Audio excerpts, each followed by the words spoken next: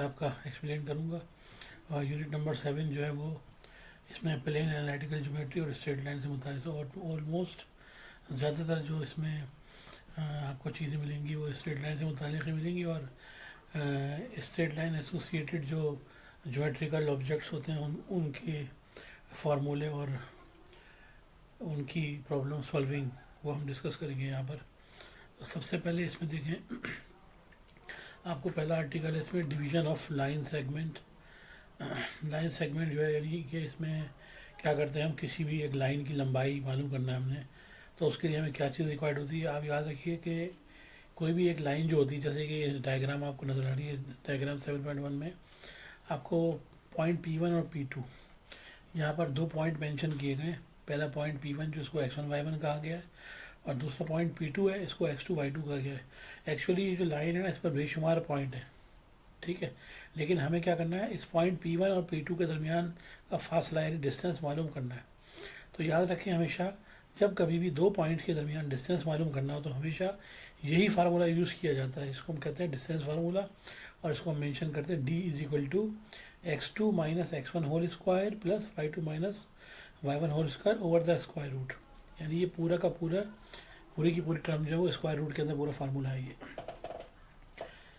इस तरीके से आप किसी भी दो पॉइंट के दरमियान हम डिस्टेंस मालूम कर सकते हैं। जैसे एग्जांपल आपको गिवन है कि find the distance between two points. ये P पॉइंट दिया हुआ है और ये पॉइंट Q दिया हुआ है। तो पहला पॉइंट P के कोऑर्डिनेट्स जो है वो है 1 7 और दूसरे हैं Q के कोऑर्डिनेट -2 और 3। याद रखें, जो भी पहला पॉइंट होता है यानी P से लेकर Q तक का आपको डिस्टेंस मालूम करना है, तो D इजिकल टू हो जाएगा PQ। जैसे कि यहाँ ये जो P1 P2 इस तरह से जो एक्सप्रेशन यहाँ पर नज़र आ रही है ना आपको, ये हमेशा लाइन सेगमेंट के लिए यूज़ की जाती है। तो आप डिस्टेंस तो मालूम करें, लेकिन कौन सा डिस्टेंस मालूम करें, आप डिस्टेंस मालूम करें P1 से लेकर P2 तक का डिस्टेंस मालूम कर रहे हैं। तो जो पॉइंट P1 है इसके कोऑर्डिनेट जो जाएंगे वो x1 y1 हो जाएंगे, और P2 के कोऑर्डिनेट हो जाएंगे x2 y2। इसी तरह इस लाइन के अंदर देखें, इसको एग्जाम्पल में पहले पॉइंट P आ रहा है, फिर पॉइंट Q आ रहा है। तो P के जो कोऑर्डिनेट है वो आपके पास x1 y1 हो जाएंगे, और Q के कोऑर्डिनेट हो जाएंगे वो x2 y2 हो जाएंगे। तो लिहाजा आपको डिस्टेंस फार्मूला मालूम है, तो अब लिखेंगे हम the distance between the given points P and Q having the coordinate 1 7 and -2 3 by using the distance formula D will be equal to what, PQ is equal to x2 minus x1। देखिए x2 क्या है यहाँ पर, ये x1 y1 है, ये x2 ये y2 है। तो ये हो गया x2 फिर माइनस x1 होल स्क्वायर हो गया प्लस y2 फिर माइनस y1। तो y2 आपके पास 3 है और y1 7 है, तो ये 3 माइनस 7 का होल स्क्वायर। तो इस तरह आप क्या करेंगे, ये -2 -1 -3 होल स्क्वायर हो जाएगा प्लस, और 3 में से जब 7 को माइनस करेंगे तो माइनस के 4 आपके पास आ जाएंगे। अब क्योंकि नेगेटिव टर्म का स्क्वायर है, इसका मतलब ये -3 को हम 2 टाइम्स मल्टीप्लाई करेंगे, -3 मल्टीप्लाई -3 क्या हो जाएगा, माइनस माइनस प्लस 3 3 9। तो -3 का स्क्वायर +9 हो गया। इसी तरह -4 का स्क्वायर भी +16, इन दोनों को प्लस करेंगे तो ये 25 बनेगा, और 25 का स्क्वायर रूट होता है 5। याद रखिएगा, जब भी हम किसी भी कांस्टेंट नंबर को स्क्वायर रूट से बाहर निकालते हैं तो वो प्लस और माइनस में आता है, लेकिन यहाँ क्योंकि हम डिस्टेंस मालूम कर रहे हैं, और डिस्टेंस कभी भी नेगेटिव नहीं होता, ठीक है, डायरेक्शन नेगेटिव हो सकती है उसकी, कि अगर आप मिसाल के तौर पे रिवर्स गियर डायरेक्शन में जा रहे हैं तो अगर माइनस की साइन वहाँ यूज़ करेंगे तो उसका मतलब ये कि आप बैकवर्ड गए, तो बैकवर्ड में फिर आप माइनस की साइन अगर यूज़ करते हैं तो इसका मतलब ये होता है कि नेगेटिव डायरेक्शन के अंदर जा रहे हैं आपको। लेकिन याद रखें, डिस्टेंस कभी नेगेटिव नहीं होता, तो इसलिए यहाँ पर जो डी की वैल्यू है ना वो +5 ली गई है। अदरवाइज़ कोई भी कांस्टेंट नंबर जब कभी स्क्वायर रूट से बाहर लेकर आते हैं तो वो प्लस माइनस की साइन के साथ आता है, ठीक है। दूसरी चीज़ ये, इसी तरह ये आपके पास पॉइंट P1 P2 है, आपने जिस तरह इन दोनों के दरमियान डिस्टेंस मालूम किया है, इसी तरह हम क्या कर सकते हैं, इन दोनों के दरमियान यानी P1 और P2 के दरमियान में अगर एग्जैक्टली कोई पॉइंट लाया करता हो, इन दोनों के दरमियान इस लाइन के बिल्कुल दरमियान में अगर कोई पॉइंट मौजूद हो, लाया करता हो, तो उस पॉइंट को मिड पॉइंट कहते हैं, ठीक है, दरमियाना पॉइंट, मिड पॉइंट। तो अगर वो आप मिड पॉइंट अगर आप मालूम करना चाहते हैं तो उसको भी मालूम करने का एक फार्मूला होता है जिसे हम कहते हैं मिड पॉइंट फार्मूला। वो फार्मूला है जनाब CXY is equal to x1 plus x2 divided by 2 y1 plus y2 divided by 2। तो ये वो फार्मूला होता है जिससे हम क्या कर सकते हैं, किसी भी लाइन का जिसके हमें दो पॉइंट पता हो, उन दोनों पॉइंट का दरमियानी पॉइंट यानी मिड पॉइंट मालूम कर सकते हैं, ठीक है। तो देखें कोई एग्जांपल इसकी, ये एग्जांपल आपको दी गई है और ये तस्वीर से भी एक्सप्लेन किया कि देखें एक पॉइंट ए है, इसके कोऑर्डिनेट क्या है x1 y1 है, दूसरा पॉइंट बी है, इसके कोऑर्डिनेट है x2 y2। ये मिस्टेक हो गई, थोड़ा सा सही कर लीजिएगा, ये x2 y2 है। तो जब हम, और सी क्या है, इस लाइन के दरमियान में एक पॉइंट है, तो हम इस पॉइंट सी के कोऑर्डिनेट मालूम करना चाह रहे हैं, तो इस सी के कोऑर्डिनेट को हम सी एक्स वाई कह देंगे। तो इसका फार्मूला क्या बनेगा जी, x1 plus x2 whole divided by 2 comma y1 plus y2 whole divided by 2। तो इस तरह से हम क्या कर सकते हैं कि मिड पॉइंट मालूम कर सकते हैं किसी भी लाइन का, ठीक है। यहाँ पर आप एग्जाम्पल देखें, कहते हैं एग्जाम्पल में आपसे कि मिड पॉइंट आपको मालूम करना है लाइन सेगमेंट ए बी का, जो कि कंसिस्ट करती है किस पर, एंड पॉइंट पर। एंड पॉइंट क्या है इसके, -1 3 एंड 5 -3। अब इसने यहाँ पर जो है ना आपको मिड पॉइंट के लिए ए बी का है, देखें यहाँ पर सेगमेंट ए बी है ना, तो ये ए हो गया पहले और ये बी हो गया। यकीनन ए के कोऑर्डिनेट क्या हो जाएंगे, x1 y1 और बी के कोऑर्डिनेट x2 y2 हो जाएंगे, ठीक है। तो फार्मूले के मुताबिक x1 plus x2 divide by 2, तो x1 की जगह -1 आ गया, x2 की जगह +5 आ गया, whole divide by 2 comma y1 plus y2। अब देखिए y1 तो यहाँ पर 3 है, लेकिन y2 क्या है, -3 है, तो प्लस की साइन के ब्रैकेट में लिखेंगे, तो अब क्या हो जाएगा ये आपके पास 5 -1 4 बचेगा, 4 को 2 से डिवाइड कर देंगे तो 2 आ जाएगा। इसी तरह +3 और -3 कैंसिल हो जाएंगे, ऊपर 0 आ जाएगा, और 0 से कोई भी चीज़ डिवाइड हो तो 0 हो जाता है, तो लिहाजा आपका मिड पॉइंट क्या आ गया, 2 और 0, ये आपका मिड पॉइंट हो गया, ठीक है। अच्छा, इसी तरह से जब कभी भी आपको मिड पॉइंट मालूम करना हो किसी भी लाइन का, या डिस्टेंस मालूम करना हो, तो ये बेसिक फार्मूला है, तो इसलिए मैंने बहुत ज़्यादा इसमें टाइम नहीं लगाऊंगा आपको एक्सप्लेन करने में। लेकिन अगर फिर भी किसी, क्योंकि ये जो फार्मूले ना ये बार बार आगे जाकर यूज़ होंगे, ठीक है, तो इसलिए मैं भी आपको इस तरह एक्सप्लेन कर रहा हूँ ताकि आप आसानी के साथ इनको हैंडल कर सकें, समझ सकें।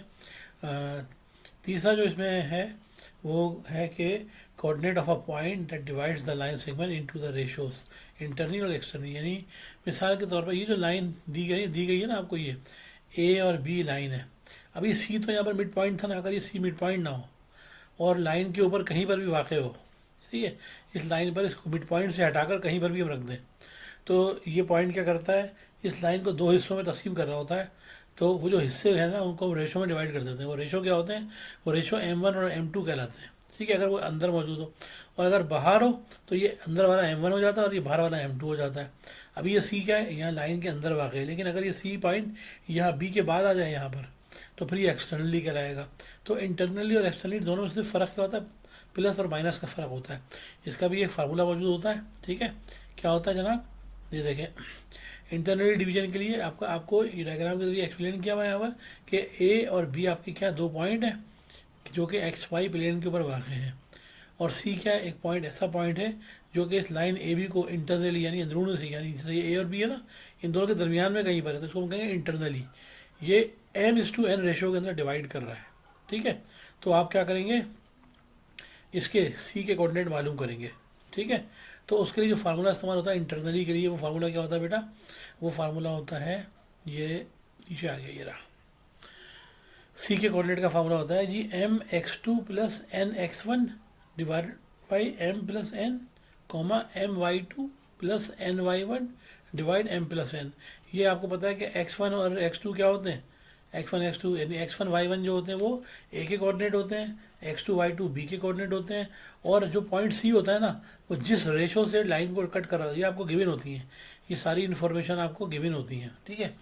याद रखें, जब भी कभी 3 क्वांटिटीज़ के दरमियान कोई रिलेशनशिप होता है ना, मिसाल के तौर पर डिस्टेंस मालूम करने के लिए अगर आप जा रहे हैं, तो डिस्टेंस मालूम करने के लिए आपको कम से कम 2 पॉइंट चाहिए होते हैं ना, तो आप उन दोनों की वजह से डिस्टेंस मालूम कर लेते हैं। हाँ, ऐसा भी हो सकता है कि आपसे वो कहेगा डिस्टेंस तो आपको दिया हुआ उसने, और किसी एक पॉइंट के अंदर कोई चीज़ मिस कर दी उसने, सही है, दूसरा पॉइंट आपको पता है और किसी एक पॉइंट में एक चीज़ मिस है और डिस्टेंस पता है। तो याद रखें, क्योंकि यार रिलेशन 3 चीज़ों के दरमियान है, डिस्टेंस और 2 पॉइंट के दरमियान रिलेशन है, तो इन तीनों में से अगर कोई भी चीज़ मिसिंग होगी ना, तो आप इस फार्मूले की मदद से मालूम कर सकते हैं, ठीक है। इसी तरह मिड पॉइंट में भी यही होता है कि अगर मिड पॉइंट फार्मूले के जरिए अगर आपको मिड पॉइंट दिया हुआ है और 2 पॉइंट आपको गिवन है जिनमें से कोई एक इन्फॉर्मेशन मिसिंग है तीनों में से, तो आप मिड पॉइंट फार्मूले से भी वो इन्फॉर्मेशन मालूम कर सकते हैं।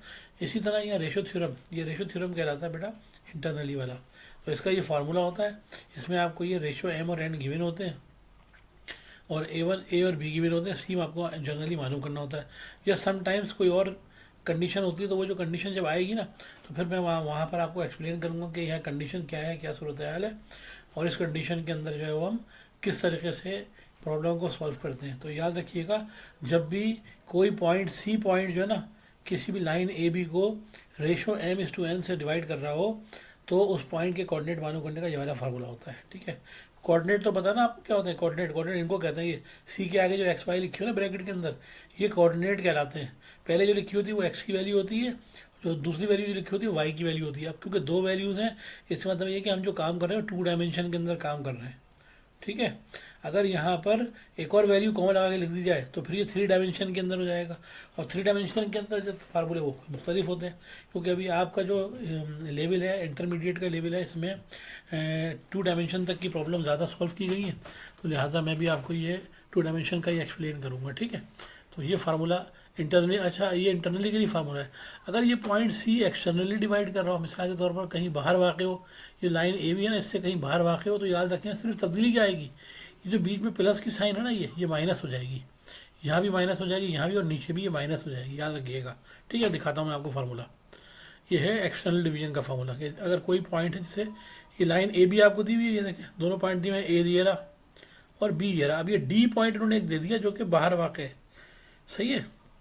अब ये कहता है कि एम क्या है यहाँ पर और एन क्या है। देखें ए से लेकर डी तक जो है ना रेशो, ये आपका एम कहलाता है, और बी से लेकर जो डी तक है वो एन कहलाता है। तो अब आपको ये आमतौर पर ये इन्फॉर्मेशन आपको गिवन, एम और एन दोनों गिवन होते हैं, ए और बी के कोऑर्डिनेट गिवन होते हैं, डी के कोऑर्डिनेट मालूम करना होते हैं। ठीक है, तो इसके लिए क्या करते हैं, वही फार्मूला। अब यहाँ पर देखें बता कि ए और बी 2 पॉइंट है, सही है, और डी जो पॉइंट है वो एक्सटर्नली लाई करता है, जो कि आपको क्या करना है, उसके कोऑर्डिनेट मालूम करना है, जो इस रेशो से m/n रेशो से डिवाइड कर रहा है इस लाइन को। ये डायग्राम में एक्सप्लेन किया हुआ है।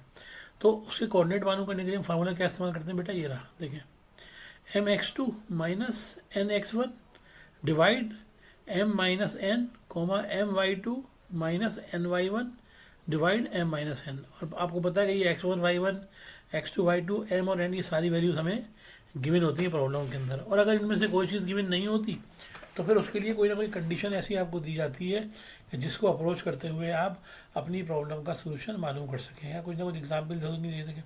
हम कोई एग्जाम्पल डिस्कस करते हैं, जैसे ये एग्जाम्पल नंबर 1 यहाँ पर आपको दी गई है इस किताब में, इंतहाई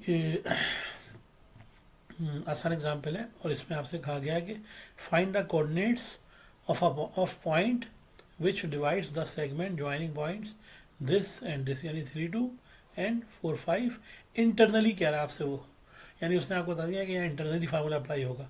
रेशो दे दी उसने 3:2, यानी कि m1 और m2, m और n की वैल्यू दे दी है। ठीक है, यहाँ m और ये n की वैल्यूज़ है, और ये पहला पॉइंट आपका x1 y1, दूसरा पॉइंट x2 y2 है। तो लिहाजा सबसे पहले आप क्या करेंगे, सोल्यूशन में कंसीडर करेंगे हेयर x1 y1 की वैल्यूज़ कितनी है आपके पास, 3 2 है, x2 y2 की वैल्यूज़ कितनी है, 4 5 है, और रेशो आपके पास m/n का रेशो क्या है, 3:2। ठीक है, अब क्या करेंगे, इंटरनली वाले फार्मूला यूज़ करेंगे।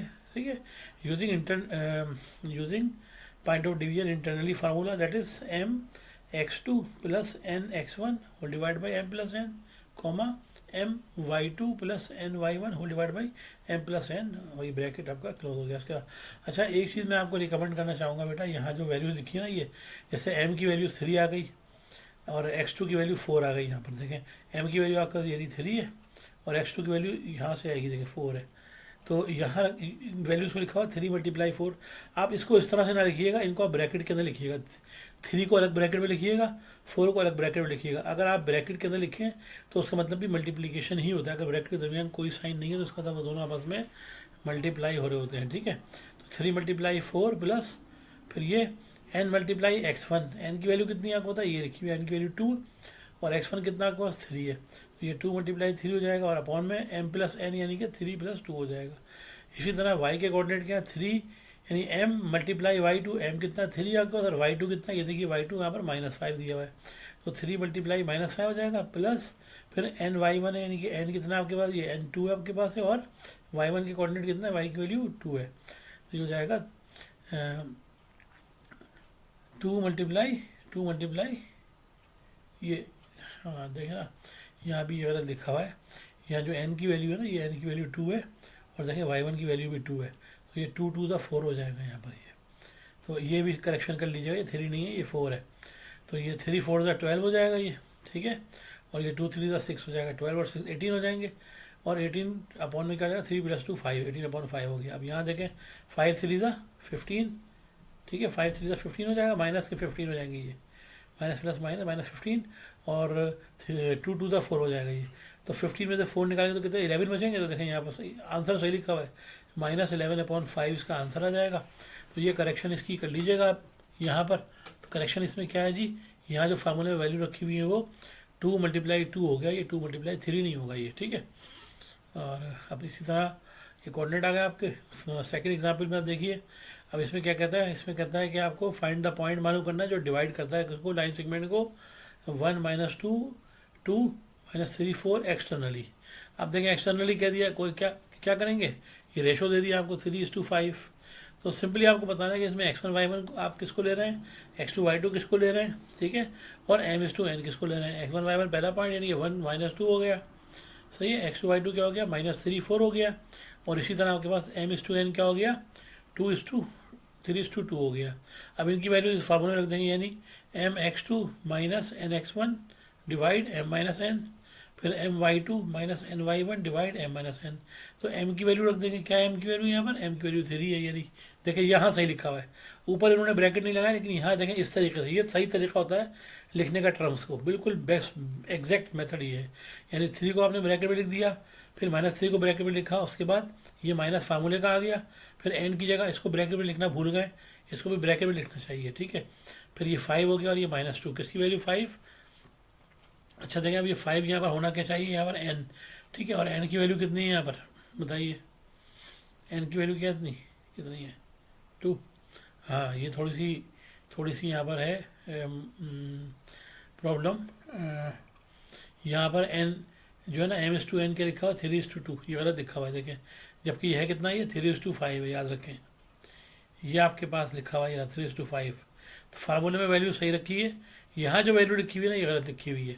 तो ये दूसरी करेक्शन है, ये कर लीजिएगा यहाँ पर, ठीक है। तो ये वैल्यू सही रखी है, ठीक है। 3:3 -5:2 फिर 3:4, 3 क्या हो गया आपके पास m की वैल्यू हो गई, और फिर 4 क्या हो गया बेटा, 4 हो गया आपके y2 की वैल्यू, फिर -5 और ये हो गया 2 -2, ठीक है। ये रहा -2 y1 की वैल्यू, अपॉन में क्या है आपके पास m-n यानी 3 - 5 3 - 5। तो ये 3 3 तो 9 हो जाएगा, माइनस का 9, माइनस माइनस प्लस का 6, 9 5 2 10। तो 10 में से 9 निकालेंगे तो कितना बचेगा भाई बताएं, कितना बचेगा, 3 3 तो 9 और 5 2 था 10, माइनस माइनस प्लस, प्लस के 10 और ये 1 अपॉन, है ना, 1 बचेगा। तो ये हो जाएगा माइनस माइनस प्लस 5 2 10। तो ये 10 क्यों हो रहा है यार, ये गड़बड़ लग रही है मुझे। हाँ यहाँ पर n की वैल्यू है ना, n की वैल्यू 5 है और x1 की वैल्यू कितनी -2, x1 की वैल्यू 1 है। ये देखो ये गड़बड़ हुई है ना यहाँ पर, ये यहाँ पर आएगा 1, -2 नहीं आएगा, ये करेक्शन होगी। काफ़ी मिस्टेक्स हैं इसमें, आंसर खींच तान के सही कर दिया है इसका, लेकिन जो है वो शायद देखते हैं क्या होता है। देखें ये आपके पास वैल्यू किसकी आ गई, mx2, देखें m का यहाँ पर, यहाँ देख लीजिए रहा m3 है, ठीक है, और x2 कितना है, x2 -3 है, 3 - 3 बिल्कुल ठीक लिखा हुआ है। कितने हो जाएंगे ये, -9 हो जाएंगे दोनों को मल्टीप्लाई करने पर। फिर माइनस के बाद nx1 है, और nx1 देखें कहाँ है, n कितना आपके पास, ये m होता है और ये n होता है, n क्या 5, ठीक है, और x1 कितना है, x1 आपका 1 है, तो 5 × 5 हो गया।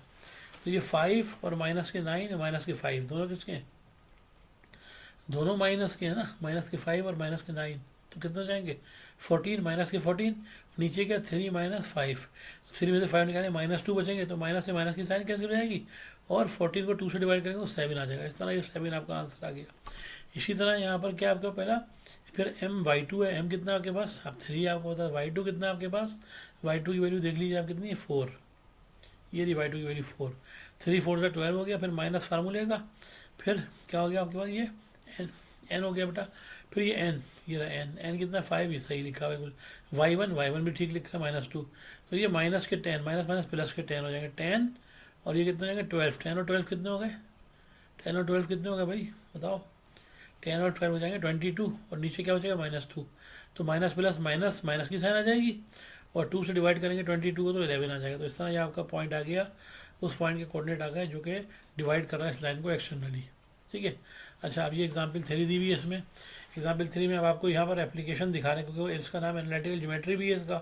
तो अब इसमें ये दिखा रहा है आपको कि ये एक डायग्राम दी गई है, आपको पता है किसकी डायग्राम है ये? पहचान सकते हैं इसको? ये पैरेललोग्राम है। पैरेललोग्राम क्या होता है बेटा? जिसकी पैरेलल साइड यानी आमने सामने की जो अपोजिट साइड होती है ना, वो लंबाई में बराबर होती हैं। ठीक है। यानी ये ए से लेकर बी तक का जो लेंथ है वो डी से लेकर सी तक के लेंथ के बराबर होगी। इसी तरह ए से लेकर डी तक की लेंथ बी से लेकर सी तक की लेंथ के बराबर होगी। यानी ये दोनों साइड जो है ये एक दूसरे के पैरेलल है, और ये दोनों साइड एक दूसरे के पैरेलल हैं। तो ऐसी डायग्राम जिसमें पैरेलल साइड के हों एक दूसरे के बराबर, उसको हम क्या कहते हैं? पैरेललोग्राम कहते हैं। ठीक है। यहाँ पर कहता है कि 4 पॉइंट है ए बी सी डी, ये 4 पॉइंट है। आपसे क्या कह रहा है? अच्छा, यहाँ पर इसके कोऑर्डिनेट मालूम करने के लिए कह रहा है सी के। देखें ना, मैंने आपसे कहा था ना कि जब इन्फॉर्मेशन कभी कभार ऐसा होता है कि इनमें से कोई इन्फॉर्मेशन मिसिंग होती है, तो अब देखें जो ये रिलेशनशिप है ना, इसको यूज़ करेंगे। आप कैसे करेंगे? देखें, ये कहता है डी से लेकर बी, ये जो डी और बी है एक डायगनल ये है, और सी से लेकर ए तक एक डायगनल ये है। जब इन डायगनल को हम कंबाइन करेंगे ना, तो ये दोनों एक पॉइंट पे इंटरसेक्ट करेंगे। वो डी और बी का भी मिड पॉइंट होगा, ए और सी का भी मिड पॉइंट होगा। तो याद रखें, मिड पॉइंट एक ही होता है। अगर दो लाइनें इंटरसेक्ट कर रही है तो वो पॉइंट एक ही होगा, उसके कोऑर्डिनेट अलग अलग नहीं हो सकते। यानी ए और सी का मिड पॉइंट और बी और डी का मिड पॉइंट सेम होना चाहिए। तो इसी डेफिनेशन को हम यूज़ करते हुए क्या करेंगे? इस पॉइंट ओ के कोऑर्डिनेट मालूम कर लें, ओ के कोऑर्डिनेट निकालेंगे यानी, और उसको इक्वेट करके हम क्या करेंगे?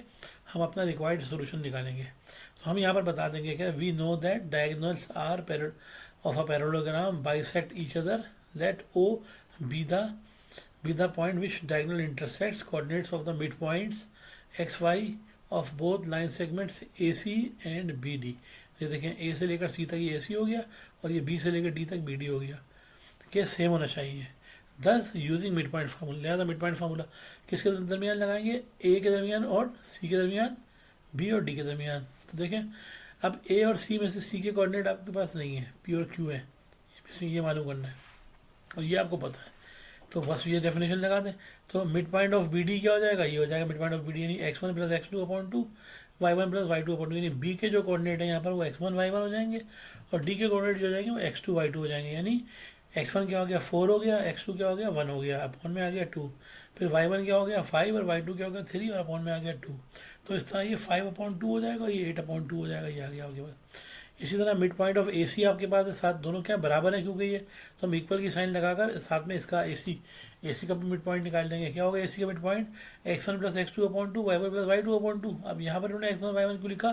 क्योंकि कुछ इन्फॉर्मेशन यहाँ पर मिसिंग है। x1 तो यहाँ पर हमें पता है, ए के कोऑर्डिनेट हमें पता है 2 और 4 है, यानी कि तो x1 की जगह 2 आ गया, और x2 की जगह p आ गया। देखें ये p यहाँ पर मिसिंग है ना, तो यहाँ हमने p लिख दिया। फिर y1 की जगह 4 आ गया, और y2 की जगह q आ गया। ये देखें q मिसिंग है, और होल डिवाइड बाई 2 आ गया। अब क्योंकि दोनों क्या है? इक्वल है, लिहाजा हम क्या करेंगे? थोड़ा सिंप्लीफाई किया, इसको 5/2 कैंसिल नहीं हो सकता, तो 5/2 ही रहने दिया, और ये 2/4 कैंसिल होकर 4 हो गया। ठीक है, 2 को 8 से कैंसिल किया तो 4 आ गया। अब दोनों पॉइंट के बराबर है, तो लिहाजा हम दोनों को क्या करेंगे? इक्वेट कर लेंगे। जब हम इक्वेटिंग करते हैं ना, याद रखें इक्वेटिंग का रूल ये होता है कि जो x कोऑर्डिनेट है वो x कोऑर्डिनेट के बराबर होता है, और जो y कोऑर्डिनेट है वो y कोऑर्डिनेट के बराबर हो जाता है। यानी 5/2 जो बराबर हो जाएगा 2 प्लस p/2 के, और 4 इज इक्वल टू क्या हो जाएगा? 4 प्लस q/2 के। तो लिहाजा क्या किया है यहाँ पर? 5/2 को इससे को इक्वेट किया किससे? 2 प्लस p/2 से। अब देखें, इसके भी नीचे 2 है, इसके नीचे 2 है, 2 से 2 कैंसिल हो जाएगा, तो ये बचेगा आपका 5 is equal to 2 plus p। क्योंकि होल डिवाइड में क्या दोनों के होल डिवाइड में 2 है। सब दोनों के साथ होल डिवीजन में एक ही जैसी टर्म हो ना, तो उसको हम कैंसिल कर सकते हैं। यानी अगर इधर भी हम 2 से मल्टीप्लाई करते हैं और इधर भी 2 से मल्टीप्लाई करते हैं, तो 2 से 2 ये कैंसिल हो जाएगा, 2 से 2 ये कैंसिल हो जाएगा। इस तरह यहाँ 5 बचेगा आपके पास, और यहाँ पर बचेगा 2 प्लस p। अब क्योंकि हमें p की वैल्यू चाहिए, और ये 2 p के साथ प्लस हो रहा है, तो लिहाजा इस 2 को हम उधर शिफ्ट कर देंगे 5 के पास, तो ये वहाँ जाके माइनस हो जाएगा, और 5 में से अगर 2 माइनस होगा तो क्या बचेगा? 3 बचेगा। इस तरह आपका p की वैल्यू क्या आ जाएगी? 3 आ जाएगी। इसी तरह हम क्या करेंगे? सेकंड कोऑर्डिनेट लेंगे। 4 इज इक्वल टू क्या हो जाएगा?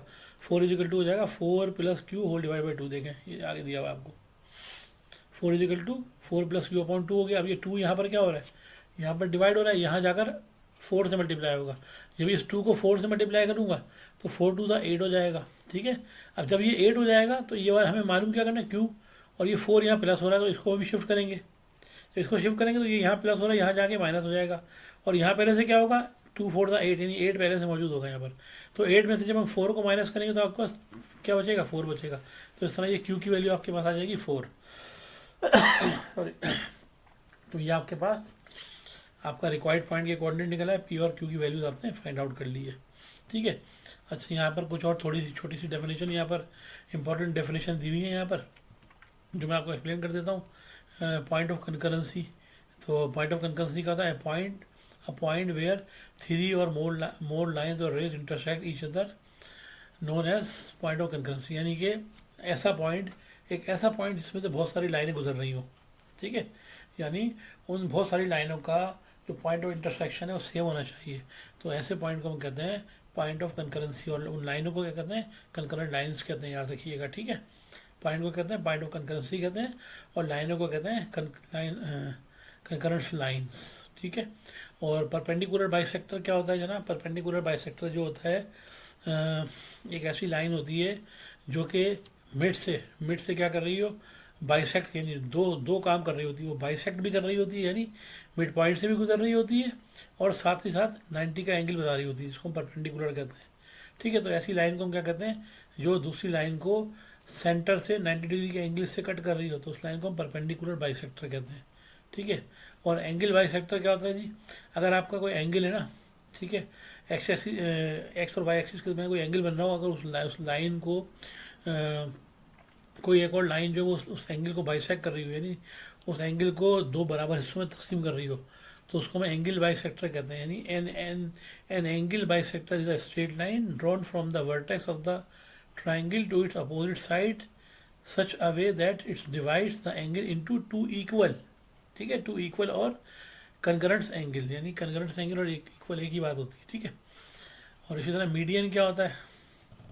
मीडियन वही होता है, मिड पॉइंट को ही कहते हैं ना मीडियन मिड पॉइंट को कहते हैं, ट्राइंगल कहते हैं। Let segment joining a vertex, vertex तो आपको होता है ना, कोने को कहते हैं।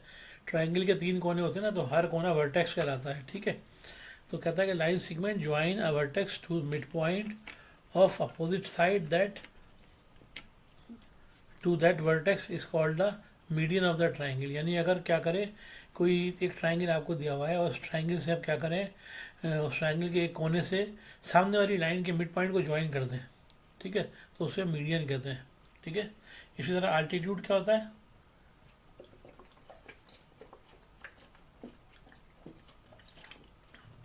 अगर हम ट्राइंगल के किसी भी एक वर्टेक्स से, यानी एक कोने से सामने वाली लाइन के ऊपर 90 डिग्री का एंगल बनाते हुए उस लाइन को बाइसेक्ट करें, तो उसे हम कहते हैं परपेंडिकुलर लाइन सेगमेंट, अल्टीट्यूड कहते हैं। ठीक है।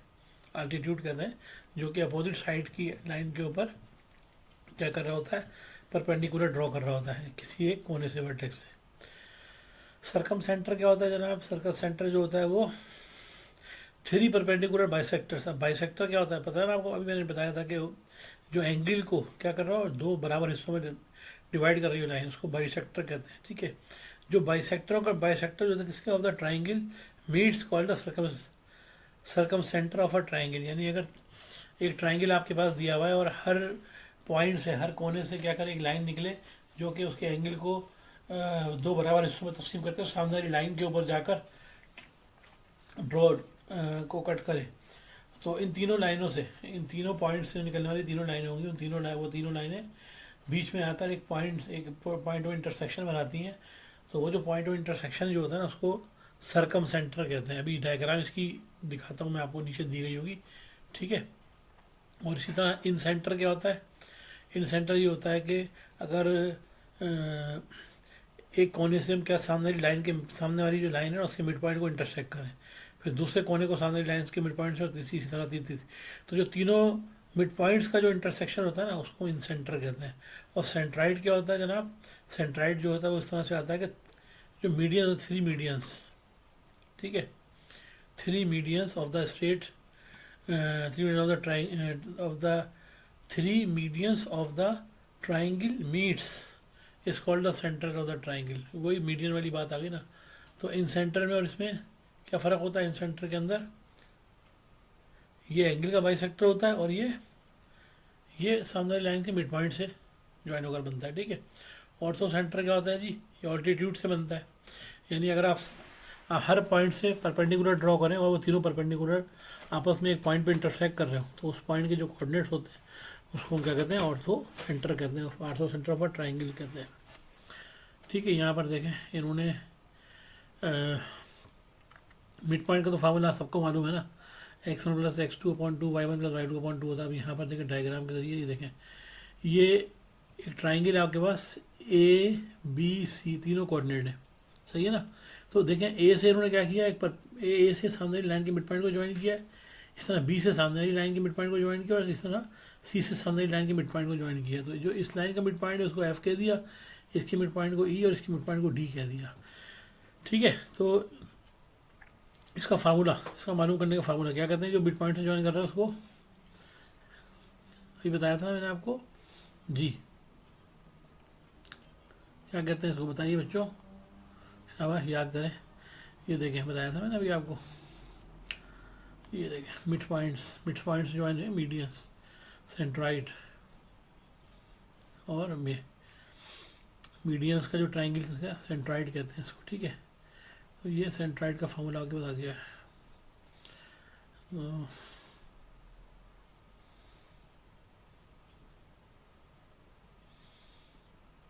ये देखें तमाम मिड पॉइंट्स है ना, ये लाइन के मिड पॉइंट्स, सही है। इन मिड पॉइंट्स को यूज़ करते हुए हमने क्या किया है, मैं डायरेक्ट फार्मूला बताता हूँ आपको।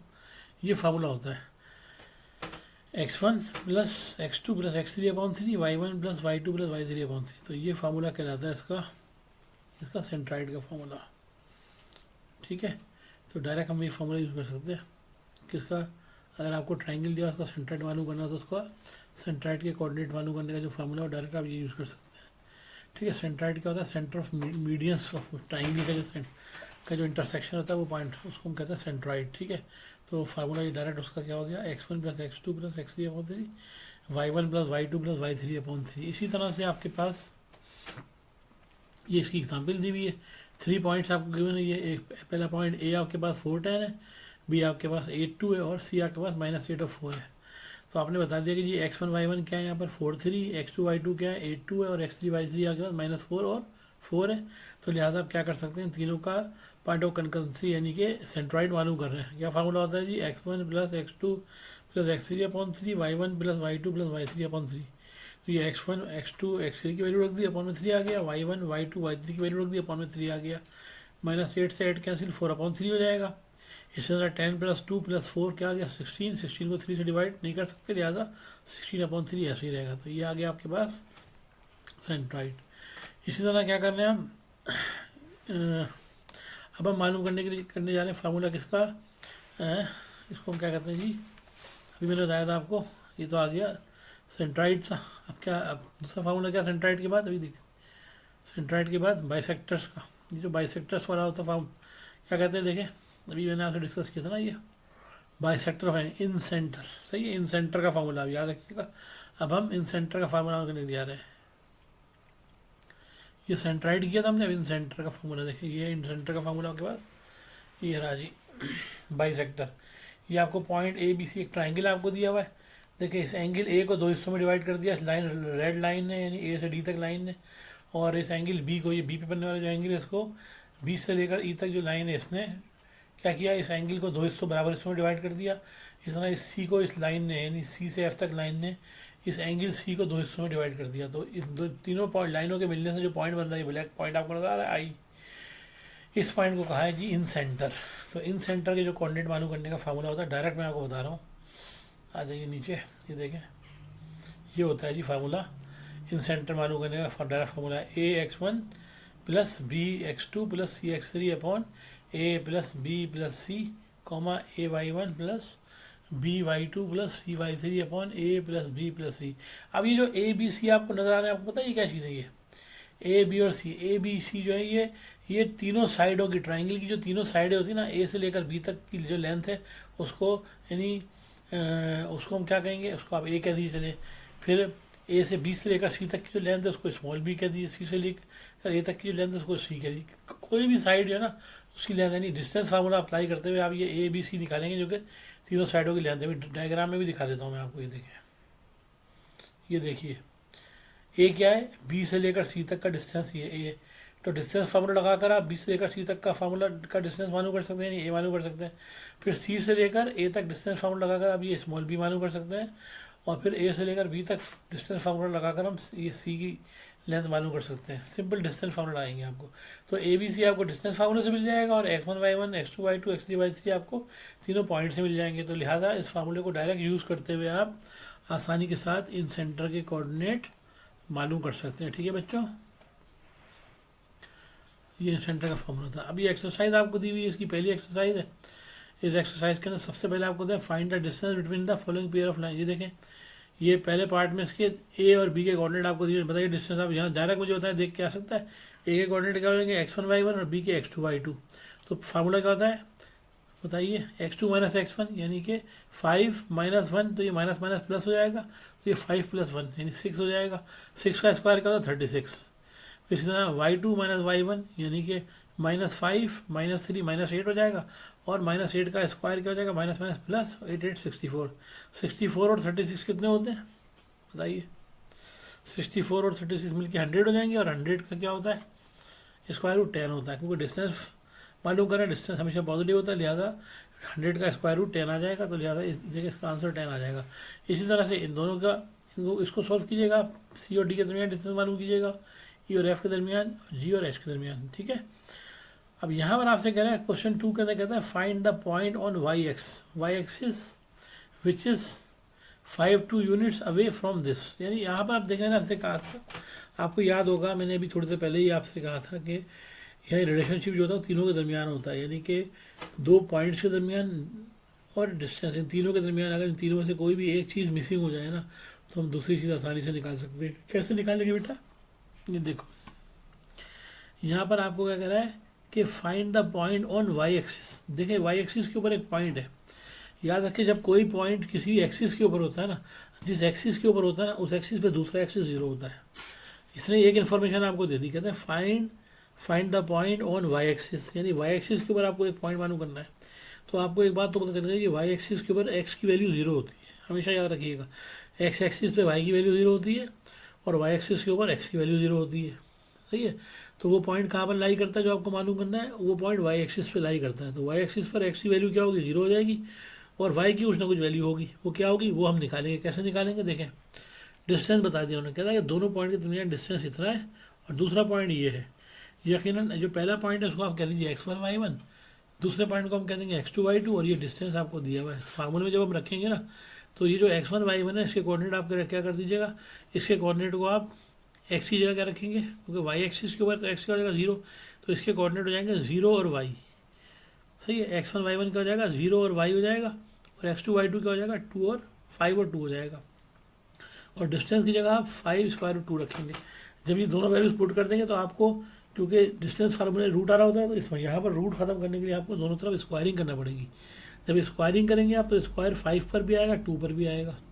तो 5 का स्क्वायर क्या हो जाएगा 25, और ये स्क्वायर से रूट कटेगा तो 2 बचेगा, 25 टू द 50 हो जाएगा, याद रखिएगा। और जब यहाँ पर आप सॉल्व करेंगे तो यहाँ पर ये x1 y1 हो जाएगा, ये x2 y2 होगा। तो y2 माइनस y1 जब आप करेंगे तो ये 5 माइनस y का होल स्क्वायर हो जाएगा, और ये x2 माइनस x1 में क्या हो जाएगा, x2 माइनस x1 में 5 माइनस 0 का स्क्वायर हो जाएगा, यानी 5 का स्क्वायर 25, और y2 माइनस y1 में क्या हो जाएगा 2 माइनस y का होल स्क्वायर हो जाएगा। तो 2 माइनस y का होल स्क्वायर खोलेंगे तो y square minus 4y plus 4 हो जाएगा, और प्लस 4 के अंदर जब आप ये 5 ऐड करेंगे तो 25 यानी 29 हो जाएगा ये। तो फिर स्क्वायरिंग बोथ साइड करके आप इसका रूट निकालेंगे, उसके बाद सिंप्लीफाई करेंगे, तो यहाँ से आपके पास इक्वेटिंग करने के बाद, सिंप्लीफाई करने के बाद y की दो वैल्यूज आ जाएंगी। तो यानी वो दो पॉइंट हो सकते हैं, वो हो सकता है कि पॉजिटिव वाई एक्सिस पर हो, या हो सकता है कि नेगेटिव वाई एक्सिस पर हो। दो ऑप्शन यहाँ पर आएंगे आपके पास आंसर यहाँ पर। इसी तरह ये भी इसी तरह से दिया हुआ, अब इसमें एक्स एक्सिस उन्होंने आपको दे दिया, और एक्स एक्सिस के ऊपर अगर पॉइंट है तो उस पॉइंट की कोऑर्डिनेट क्या होंगे, याद रखिएगा, उस पॉइंट कोऑर्डिनेट होंगे एक्स और 0, है ना, एक्स और 0 हो जाएंगे। ये x2 y2 और ये d दिया हुआ है। इसी तरह से आप डिस्टेंस फार्मूला लगाकर इसके कोऑर्डिनेट भी मालूम कर सकते हैं। अब चौथे में क्या दे रहा है आपको, चौथे में ए बी सी 3 पॉइंट आपसे दिए हुए, ठीक है, ट्राइंगल के वर्टिसेस है। Give the most specific name of triangle ABC। If ABC is a triangle whose vertices are A B C, give the most specific name of triangle. आपसे कह रहा है कि इस ट्राइंगल का नाम बताइए। कैसे पता चलेगा नाम? याद रखें, ट्राइंगल की बहुत सारी टाइप्स होती हैं। कौन कौन सी टाइप्स होती हैं? ऐसा ट्राइंगल जिसकी तमाम साइडें इक्वल होती हैं तो उसको इक्वलेटरल ट्राइंगल होते हैं। जिसकी दो साइडें इक्वल होती हैं उसे आइसोसेलेस ट्राइंगल होते हैं, ठीक है ना। और जिसकी तीनों साइडें क्या हो, मुख्तलिफ हों, उससे हम क्या कहते हैं? हाँ भाई, मैं भूल गया उसका नाम। बहरहाल अभी बताता हूँ मैं आपको, उसका नाम मैं अभी आपको एक्सप्लेन कर दूंगा, ठीक है, मेरे ध्यान से निकल गया। If the point P two one lies on the segment join, यहाँ पर कहता है कि पॉइंट पी जो है ना वो ए और बी पर लाइन के ऊपर क्या करता है, के ऊपर है। Then show that A P is equal to 1/AB। आपको ये साबित करना तो आसान सा है कि आपको ए से लेकर पी तक का डिस्टेंस मालूम करना है, ए से लेकर बी तक का डिस्टेंस मालूम करना है। उसके बाद देखिएगा क्या वो ये डेफिनेशन फुलफिल करता है, यानी कि ए से लेकर पी तक का जो डिस्टेंस है ना वो आधा होगा किससे, ए से लेकर बी तक के डिस्टेंस के। तो निकाल लें, सीधा सीधा डिस्टेंस फॉर्मूला अप्लाई होगा। यहाँ पर 6 में क्या होगा जी, ये find the coordinate of the mid point, ये मिड पॉइंट का फॉर्मूला अप्लाई करके कोऑर्डिनेट निकाल लीजिएगा। इसी तरह इसमें 7वें में क्या कह रहा है, 7 क्वेश्चन में आपको रेशो थ्योरम लगाना है इंटरनली वाला, ठीक है। इसके एक मिड पॉइंट मालूम करना है, एक पॉइंट मालूम करना है जो कि इस लाइन को जो कि 4-1 और 4-3 से पास हो रही है और इस रेशो से इंटरनली डिवाइड कर रही है, उसके कोऑर्डिनेट मालूम करना है। ये भी मैं आपको बता चुका हूँ, ठीक है। इसी तरह ये 1 2 3 3 पॉइंट्स आपको दिए हुए हैं। कहता है कि 3 जो पॉइंट्स है ना, ये 3 पॉइंट जो है वो क्या करते हैं, are the mid points of the sides of. ये थोड़ा सा लेंदी प्रॉब्लम है, इसमें आपको उन्होंने जो है वो मिड पॉइंट दे दिए ट्राइंगल के, ट्राइंगल ABC के। तो मिड पॉइंट दे दिए और आपको वर्टिसेस मालूम करने हैं, तो उसमें आपको एक मीटिंग ही करना पड़ेगी। यहाँ पर आप वही वाला फॉर्मूला अप्लाई करेंगे। कौन सा वाला? 3 पॉइंट्स के मिड पॉइंट वाला फॉर्मूला। क्या होता है अभी बताओ,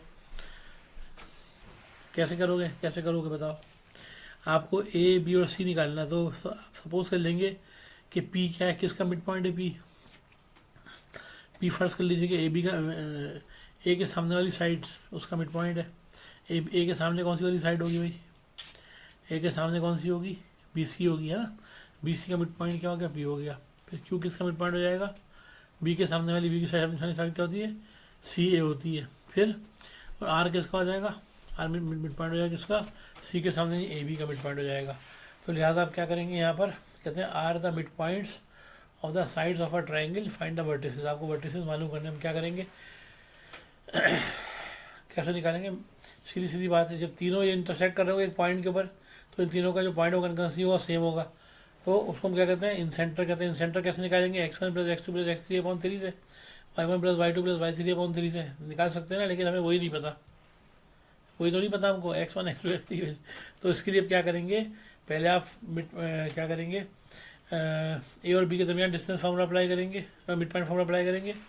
फिर बी सी के दरमियान मिड पॉइंट फार्मूला लगाएंगे, और फिर सी ए के दरमियान। जब तीनों के दरमियान आप मिड पॉइंट फार्मूला अप्लाई कर देंगे तो फिर आपको इक्वेटिंग करना पड़ेगी। इक्वेटिंग करने के लिए आपको मैंने बताया था आपको कि एक्स की वैल्यू एक्स के इक्वल होती है और वाई की वैल्यू वाई के इक्वल होती है। जब आप इक्वेटिंग करके सॉल्व करेंगे ना, तो आपके पास खुद ब खुद आपके पास सॉल्व होकर यहाँ से जो है जो अननोन है, यानी x1 y1 x2 y2 x1 y1 x2 y2 x3 y3 तीनों की वैल्यूज इक्वेट होकर कैलकुलेट होकर आ जाएंगी, ठीक है। ये इसी तरह पूरी एक्सरसाइज है जो कि आप खुद ट्राई कीजिएगा, और अगर इसमें कोई इशू होगा तो फिर आप उससे बाद में डिस्कस कीजिएगा, मैं आपको बताऊंगा। मैं थोड़ा सा मैं आपको स्लोप के बारे में बता दूं, स्लोप, ग्रेडियंट और स्ट्रेट लाइन ये क्या होता है, फिर मैं नेक्स्ट लेक्चर में आपको बताऊंगा। अच्छा, अगर ये प्रॉब्लम सॉल्व करने में कोई इशू होगा तो फिर मैं इन प्रॉब्लम्स को भी आपको सॉल्व करवा दूंगा। इनमें कोई भी प्रॉब्लम वगैरह अगर ऐसी है कि जो आप सॉल्व नहीं कर पा रहे हैं तो उसके अंदर भी फिर इंशाल्लाह हम कोशिश करेंगे उन प्रॉब्लम्स को भी ले लें सॉल्व करने के लिए, उनकी एक्सरसाइजेस को भी, ठीक है। तो मैं ऐसा करूँगा कि मैं ग्रेडियंट के बारे में फिर मैं आपको अपनी नेक्स्ट लेक्चर के अंदर इंशाल्लाह बताऊँगा, ठीक है।